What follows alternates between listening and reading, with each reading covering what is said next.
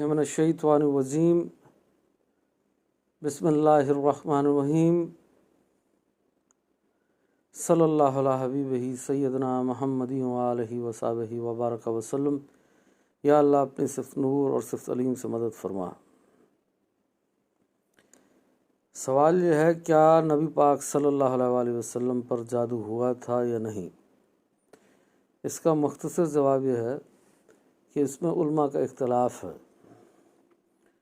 کچھ علماء یہ کہتے ہیں کہ نبی پاک صلی اللہ علیہ وآلہ وسلم پر جادو ہوا تھا، اور وہ صحیح بخاری کی حدیث کو پیش کرتے ہیں اور کہتے ہیں یہ صحیح بخاری میں حدیث 6 بار آئی ہے کہ حضور پر جادو ہوا تھا۔ اور جو علماء کہتے ہیں کہ حضور پر جادو نہیں ہوا، وہ قرآن کی آیات پیش کرتے ہیں۔ اور جیسا کہ ہم جانتے ہیں کہ سب سے بڑا درجہ قرآن کا ہے، اور قرآن کے بعد سنت کا ہے، اور سنت کے بعد حدیث کا ہے۔ تو یقینی سی بات ہے، جو حدیث سے دلیل دے رہے ہیں ان کی دلیل کمزور ہے، اور جو قرآن سے دلیل دے رہے ہیں ان کی دلیل زیادہ مضبوط ہے۔ اس لیے ان کی بات ماننی چاہیے جو کہتے ہیں کہ قرآن کی آیات سے ثابت ہے کہ حضور پر جادو نہیں ہوا ہے۔ جو حدیث سے دلیل دیتے ہیں وہ یہ کہتے ہیں کہ قرآن سے بھی ہم دلیل دیتے ہیں، اور قرآن سے دلیل یہ ہے کہ سورۃ فلق اور سورۃ ناس نازل ہی اس لیے ہوئی کیونکہ حضور پر جادو ہوا تھا۔ تو دوسری جانب سے وہ کہتے ہیں کہ سورۃ فلق اور سورۃ ناس تو مکی ہیں، مکہ میں نازل ہوئی تھیں، یہ تو مدینہ میں نازل ہی نہیں ہوئی، اور جادو کا واقعہ تو مدینہ کا ہے۔ تو جھوٹ بولتے ہو، غلط بیانی کرتے ہو کہ سورۃ فلق اور سورۃ ناس جو ہے اس کا شان نزول یہ ہے کہ یہ مدینہ میں نازل ہوئی، یہ تو مدینہ میں نازل ہی نہیں ہوئی، یہ تو مکی صورتیں ہیں۔ اور پھر ایک دلیل دیتے ہیں وہ جو قرآن سے دلیل دیتے ہیں، وہ کہتے ہیں کہ اللہ پاک نے قرآن میں فرمایا ہے کہ تیرا میرے مخلص بندوں پر ہرگز زور نہیں چلے گا۔ شیطان کو فرمایا کہ تیرا میرے مخلص بندوں پر ہرگز زور نہیں چلے گا۔ اور اللہ نے شیطان کا بھی یہ قول قرآن میں نقل فرمایا کہ شیطان نے بھی یہ کہا کہ میں تیرے سب لوگوں کو ورگلا دوں گا سوائے تیرے مخلص بندوں کے۔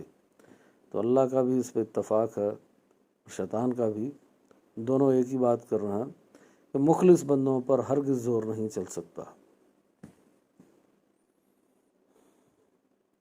تو ایک عام مخلص بندہ، جو ایک عام مخلص بندہ ہے، جو نبی نہیں ہے، جو اہل بیت میں سے نہیں ہے، صحابہ تابع تابعین میں سے نہیں ہے، وہ صرف مخلص بندہ ہے اللہ کا، اس پر شیطان کا زور نہیں چل سکتا۔ تو نبی پر کیسے چلے گا؟ محمد رسول اللہ صلی اللہ علیہ وآلہ وسلم پر کیسے زور چلے گا؟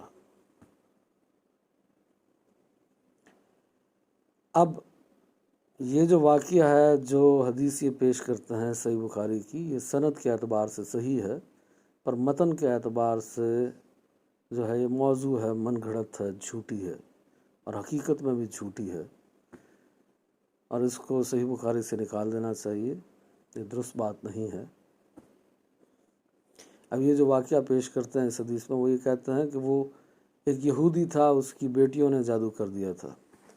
کہاں بڑا شیطان کہہ رہا ہے کہ میرا زور نہیں چلتا ایک عام مخلص بندے پر، بڑے شیطان کا زور نہیں چلتا۔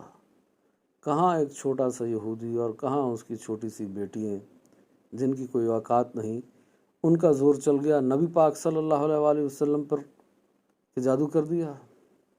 یہ بات درست نہیں ہے۔ اللہ پاک قرآن میں فرماتا ہے یہ نبی مجنون نہیں ہے، اسیب زدہ نہیں ہے، ان پر جادو نہیں ہوا۔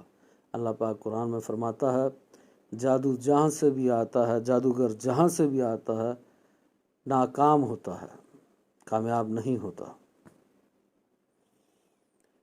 تو یقیناً ان کی بات مانی جائے گی جو قرآن سے دلیل پیش کر رہے ہیں۔ اور یہاں کوئی منکرین حدیث والی بات نہیں ہو رہی کہ حدیث کا انکار کر دیا جائے، صرف اس حدیث کی بات ہو رہی ہے کہ اس حدیث کو نکال دیا جائے صحیح بخاری سے، اس کا انکار کر دیا جائے کہ یہ موضوع ہے، من گھڑت ہے۔ ساری احادیث کا انکار نہیں ہو رہا، اس حدیث کا ہو رہا۔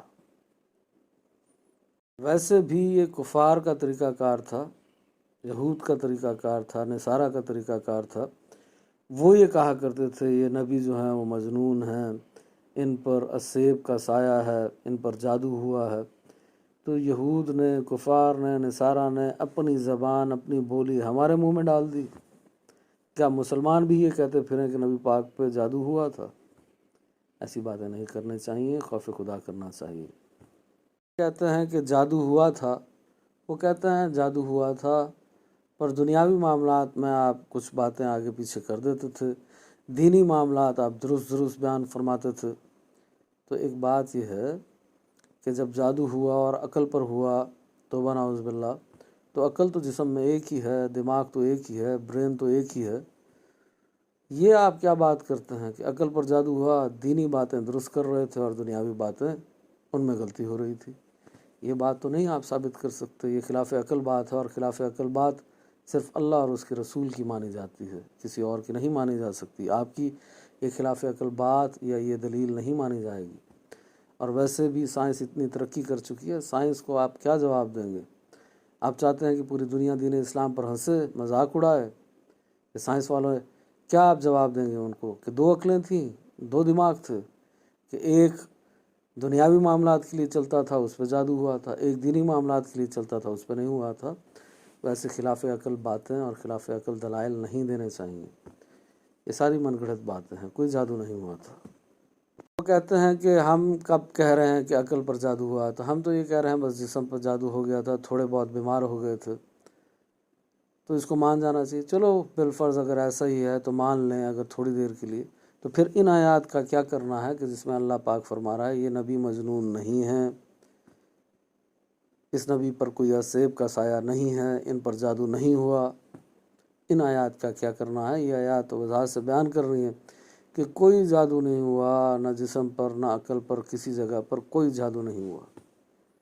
مسئلہ یہ ہے کہ وہ حدیث کے دفاع میں ایسی بات کر رہے ہیں، تو ایک حدیث کو بچانے کے لیے بالفرض اگر یہ مان لیا جائے، ویسے تو یہ جھوٹی ہے، من گھڑت ہے، موضوع ہے، اس حدیث کا کوئی حضور سے لینا دینا نہیں ہے، درجے کے اعتبار سے، سند کے اعتبار سے صحیح ہے، پر متن کے اعتبار سے اور حقیقتاً یہ موضوع ہے، من گھڑت ہے۔ بالفرض اگر مان لیا جائے کہ حضور نے ایسا فرمایا بھی، تو ایک طرف حضور کا فرمان ہے، آپ اس کو بچانے کی کوشش کر رہے ہیں، اور دوسری طرف حضور کی ذات ہے، ہستی ہے، پرسنالٹی ہے، آپ ان پہ تہمت لگانا چاہ رہے ہیں۔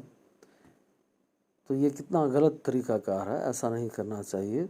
اور یہاں کون سا حضور کے ہر فرمان کے انکار کی بات ہو رہی ہے؟ منکرین حدیث کی طرح یہاں یہ کہا جا رہا ہے کہ اس ایک بات کی نفی کر دی جائے جو کہ حضور کا فرمان ہی نہیں ہے، موضوع ہے، من گھڑت ہے۔ آپ نے صرف سند پہ بحث کی ہے کہ سند کے اعتبار سے صحیح ہے، متن پہ تو بحث ہی نہیں کی۔ متن کو بھی چیک کیا جائے، تو متن کو بھی چیک کیا جائے، صرف سند پہ بحث کرتے ہیں، اور سند میں اگر بات درست ہو تو آپ کہہ دیتے ہیں یہ صحیح ہے۔